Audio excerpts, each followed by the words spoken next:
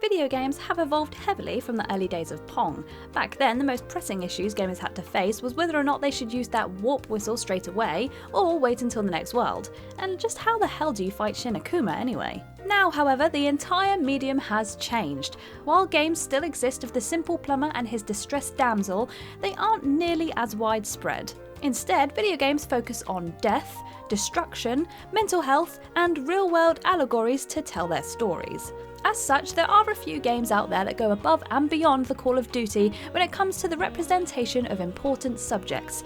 These pillars of the art form help to elevate it beyond cliches, and strive to make video games stand out on the wider scale as a medium to be taken seriously. Whether right or wrong, all of these games in some way tackle issues of a taboo nature. Things that have only recently started to be explored to the best of their ability, and they all stand head and shoulders above the rest. I'm Kirsten from WhatCulture Gaming, and these are 10 gutsy video games that tackle polarising subject matter. Number 10, Papers, Please. Immigration is a tough one to approach in real life. Often, people will hold varying views that change as fast as their favourite TV personality demands. So, thank God Papers, Please came along to make it as simple as stamping passports and moving people along. No weighty choices or morally questionable decisions to be made here. No, sir. Or at least that's how it starts out. At first, the player will make their way through Papers, Please in a rather haphazard manner of stamping passports with no real thoughts. The goal is simple: deny all foreigners and glory to Ostotska. The game works so well because it puts the player in the position of a man with no real importance, but one who directly influences the lives of countless people. Eventually, the player must make choices that range from allowing refugees entry without the proper paperwork to allowing assassins in to end the current dictatorial regime. No matter what choice the player makes, however, they always find their way back into that small box on the edge of the country, stamping passports and deciding the fates of countless immigrants. Remember, deny all foreigners, and glory to Ostotska. Number 9, Detroit, Become Human. Regardless of what everybody thinks of David Cage or his often ridiculous and off-the-wall forays into video games, one thing can be agreed upon: he at least tries to discuss the important stuff. So, in Detroit Become Human, it's immediately obvious just how much of the whole Android situation is a poorly disguised allegory for racial tensions in modern society. Detroit discusses issues of slavery, morality, and the mandatory sci-fi notions behind artificial intelligence, including its place in future social hierarchies. Through controlling the 3 separate characters, the player gets to experience every one of these issues in each of their most important social settings: as a servant, a revolutionary, and as the authority. Despite how ham-fisted the whole thing is, the game obviously raises some very important issues with the relations to race and subservience. Should the androids be made to toil under their human masters, especially when they experience emotion and feelings the same way we do? Regardless of the player's stance on the matter, they can decide it all in-game, and although there is definitely a wrong choice, the game still allows complete control over whether to make it or not. Number 8, Grand Theft Auto 5. Ever since the advent of Grand Theft Auto, GTA, Rockstar's gangster epics have faced their fair share of criticisms. Out of all controversies to discuss, however, it is the latest entry in the series that really lit a fire under everybody. The now infamous government-mandated torture sequence was widely criticised for being too brutal and overall just a little hard to deal with. However, all GTA does is shine a harsh light on the realities of torture and just how painful it is to both perform and endure. The real issue lies in how the game brings attention to the fact that it's all above board in the eyes of the government. So, when court-mandated resident psychopath Trevor goes to town on some poor sap in the chair, it's understandably pretty brutal. The hardest part about the whole thing is just how much freedom of choice the player gets in the whole thing. They can choose between a variety of instruments and tools to use, and in whatever order they wish. It also doesn't help that the characters involved show absolutely no remorse for their actions. Not that GTA characters are exactly human in the first place, though. Number 7, Persona 5. As one of the best JRPGs in recent memory, Persona 5 obviously had to do a lot to cement itself. Behind the addicting gameplay, deep character work, and excellent soundtrack lies some dark and twisted plot lines. So when the game opens up with an abusive teacher and his fetishization of the female students, including a member of the player's party, it's a pretty big sign that Persona isn't as quirky and happy as it tries to let on.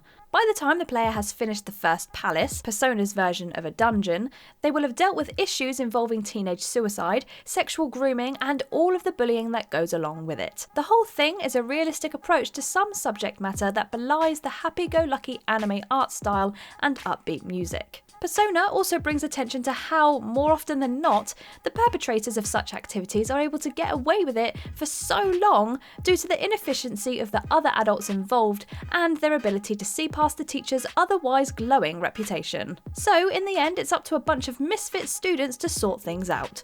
As it should always be. Number 6, Catherine.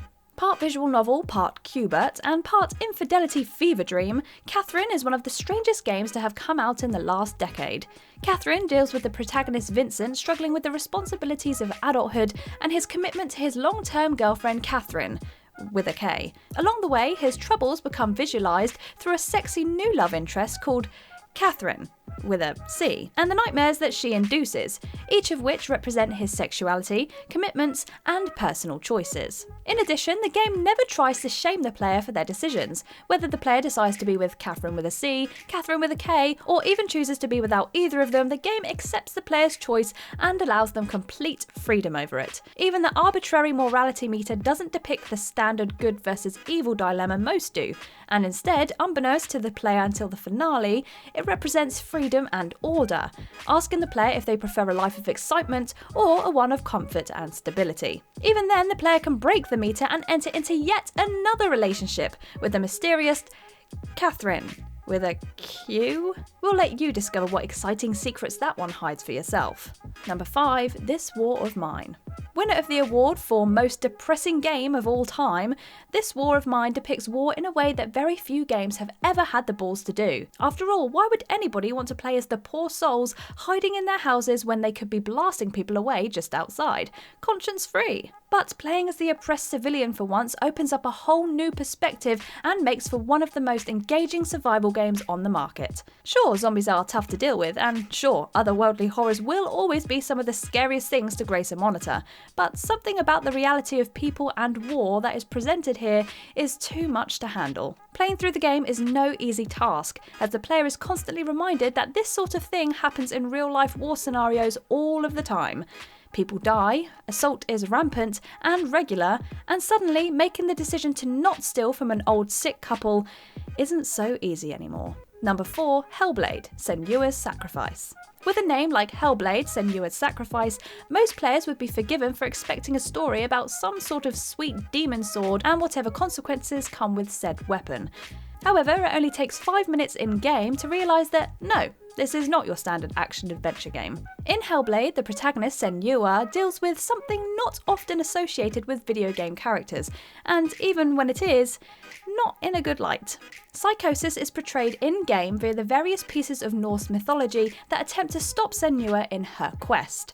Creatures like the Surt, Hel, and Yarm all stand in her way and restrict her from her quest. Via flashbacks, the game reveals that Senua's visions of these creatures are exactly that, visions. Each manifests itself as a dark representation of her past of abuse by her father and her own personal mental condition that has been festering since. The game is a powerful comment on mental health and psychosis that honestly has never been quite represented the same before or since. It stands truly unique because of it, and with the excellent attention to detail the developers gave, it's unlikely it'll be topped anytime soon. Number 3, Spec Ops: The Line. Spec Ops: The Line is a game that could have very easily came out and been retitled as Post-Traumatic Stress Disorder Simulator. There is no right option. And it wouldn't have even come close to describing how this game operates. A game that initially represents itself as a formulaic third-person shooter, Spec Ops immediately invalidates your expectations and takes the player through hell on earth. In a very realistic and rather daunting view of the harshness of war, Spec Ops pulls no punches and every choice bears a weight most other video games couldn't even imagine. Unlike in most games, Spec Ops has no morality meter, no colour-coordinated red and blue options telling them that they made the Paragon or Renegade choice. Instead, it's all up to the intuition, and no matter what you do, your intuition is wrong. The game breaks down the protagonist, Martin Walker, until there is nothing left, revealing left and right the atrocities of war and just how many of them he, and by extension the player, has performed on their mission. The game is a far cry from certain other war games that think rewriting the Gulf War for the sake of a video game passes as commentary. Number 2, Disco Elysium. The protagonist of Disco Elysium is one of the sorriest sons of bitches this side of fictional media, and it's through him that the game is allowed to shine. Through the perspective of this man, the player experiences some of the most emotionally charged and realistic depictions of drug abuse, heartbreak, and existential breakdowns one could possibly hope to find in video games. When the player first wakes up, they don't know the character's name, his past, or even where his goddamn shoes are. All they know is what their reptilian brain and their horrific necktie tells them. They partied until they couldn't remember anything, and they're unrelentingly pathetic. Throughout the rest of the game, the player is dealt some harsh truths about the character's current state of affairs, how they got there, and what they were like before the drug-induced amnesia. They're also free to play into those truths too. Taking drugs regularly helps with the game's insanely difficult skill checks and often keeps the voices in line. It's a horrifying take on what a good man can turn into through a few poor decisions, and it's up to the player whether to continue down the path or try and be better. Number 1, Night in the Woods. Night in the Woods is one of the most effective displays of the mental health issues that pervade the tumultuous period of life that is university. The game follows May, a recent college dropout who returns home to unexplained issues. When she arrives, she returns to her old life, hangs out with forgotten friends, and explores her old town. Along the way, it is revealed that May disassociates, and after a particularly traumatic event 6 years ago, she has begun to do so again. The game is a constant reminder of just how different every form of mental health can be,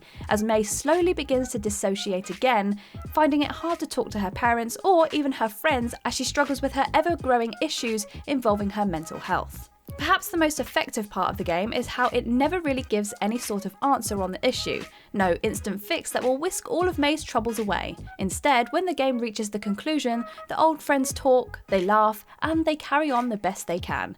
It's here the real message of the game becomes clear. It's okay to not be okay, and prioritising yourself is the way forward. And that's our list. What are your opinions on these polarising subjects? Leave us a comment below and let us know. If you haven't already, click that subscribe button, and if you enjoyed this video, then give it a thumbs up. But for now, I've been Kirsten from WhatCulture Gaming, and I'll see you in the next one.